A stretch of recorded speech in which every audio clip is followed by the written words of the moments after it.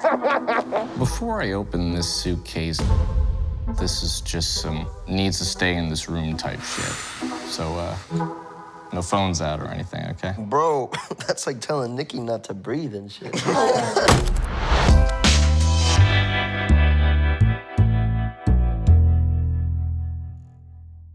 All right, I'm Tyler Nichols with JoBlo.com, and thank you so much for talking with me today.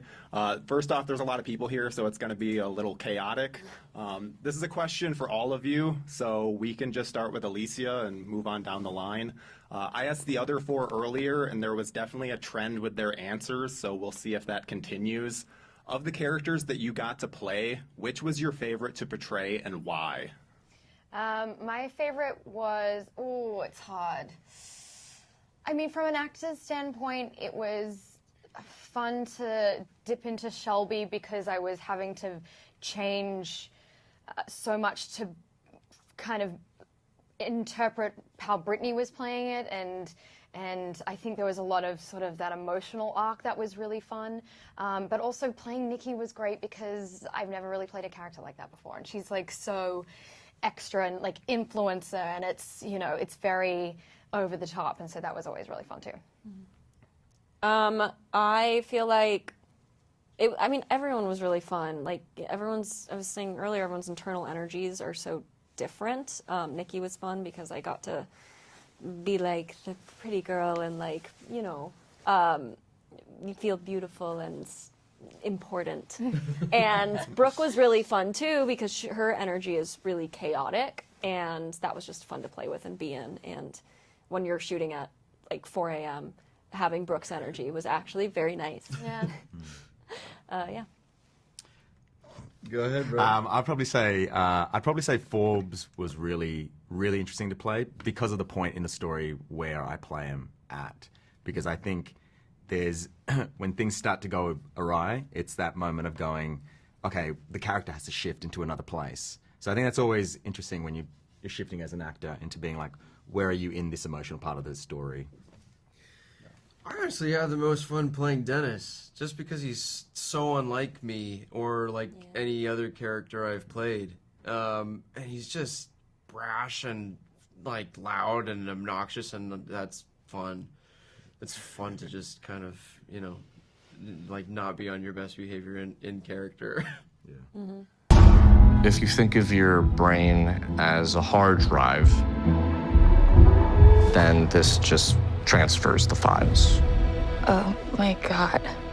Okay, so everybody ready? I love Brooke. She's larger than life, and she's so energetic and eccentric and just like really big. And I love playing that because I could kind of just like let loose. I really did love playing Shelby because she's such an emotionally in tune person and going through her own internal monologue and dialogue, and she's very sensitive, like myself. So it was fun to kind of be in that element. I think I loved playing Cyrus. He's keeping secrets for so much of the movie, and he's trying to seem like this really kind of friendly, considerate guy, but he really is super concerned about having his own needs met, and that's so fun to play, where you're kind of lying the whole movie. Yeah.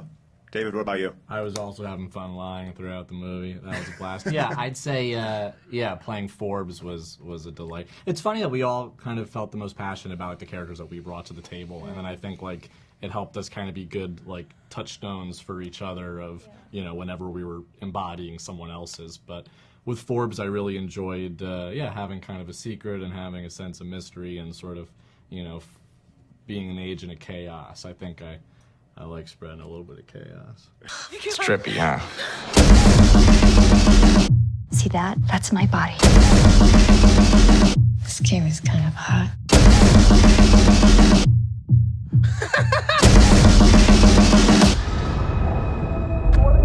What did you sweat? What did you do? He did something!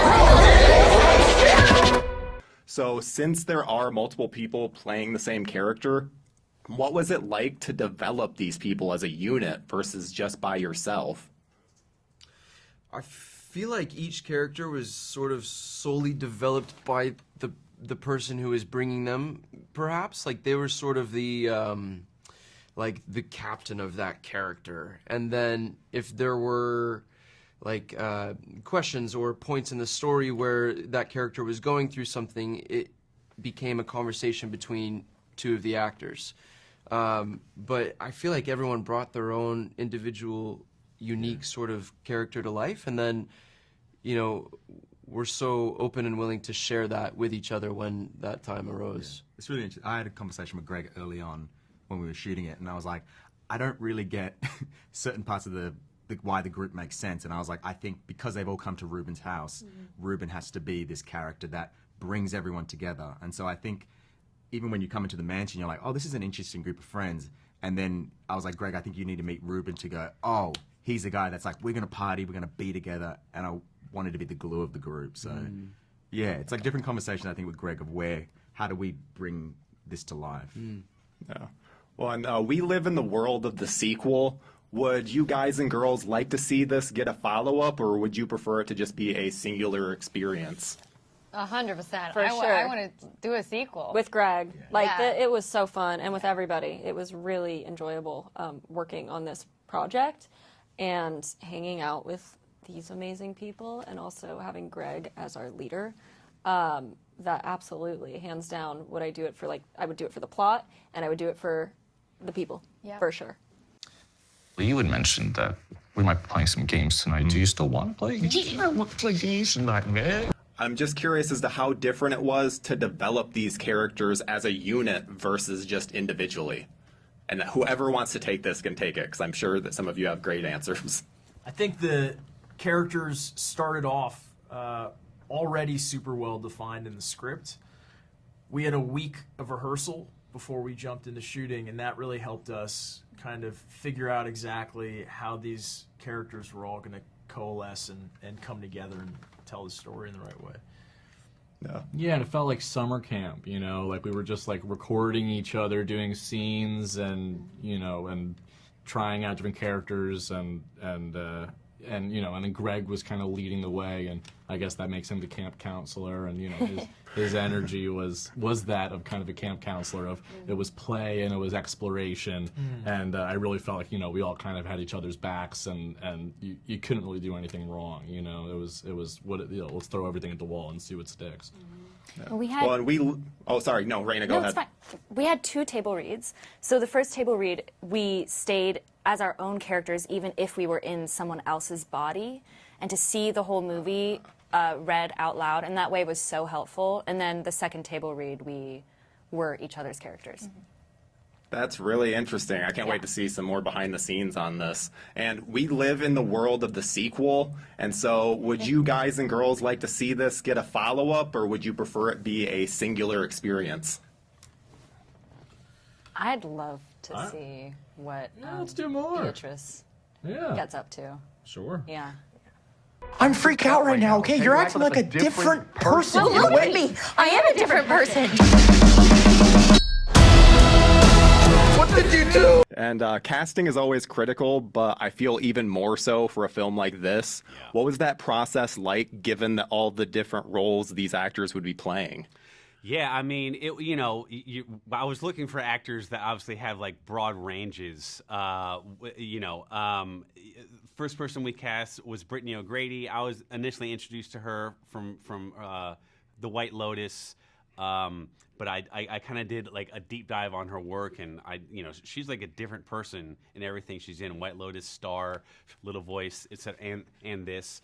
So that was very exciting, but a lot of it was also just like trying to cultivate like-minded people that were essentially down to be on a set that felt very collaborative and sort of very like film school vibes, very like we're all friends in the backyard vibes. So there was, I tried to like diminish as much ego as possible, so everyone there just isn't afraid of anyone and is willing to like work with everyone, and there's no such thing as failure. So I was very lucky in assembling the group that I did, and I'm so thrilled that they all bonded as much as they did, and I think you can tell when you watch the movie.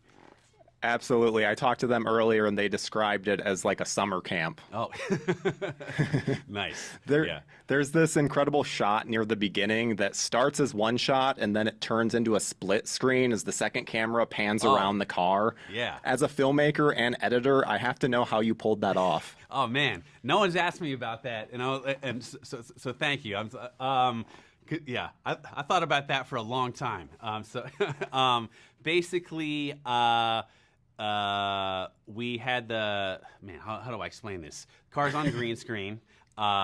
There's no way, in my mind, there's no possible way to do that quote unquote practically, because you need both sides of the car to be traveling down the same set of roads. So basically, what we did was set up the shot Brittany's side first, and where in which the camera just didn't move.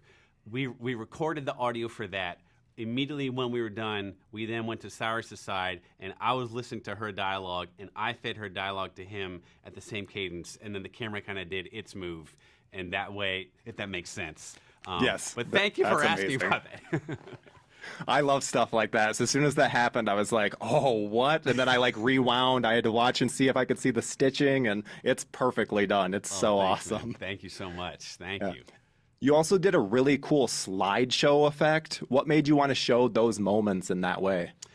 So that flashback is essentially like an exposition dump, which typically like if you see an exposition dump done poorly in a movie, it just kind of feels like you're being handed information and almost like you're waiting for the film for the plot to get going.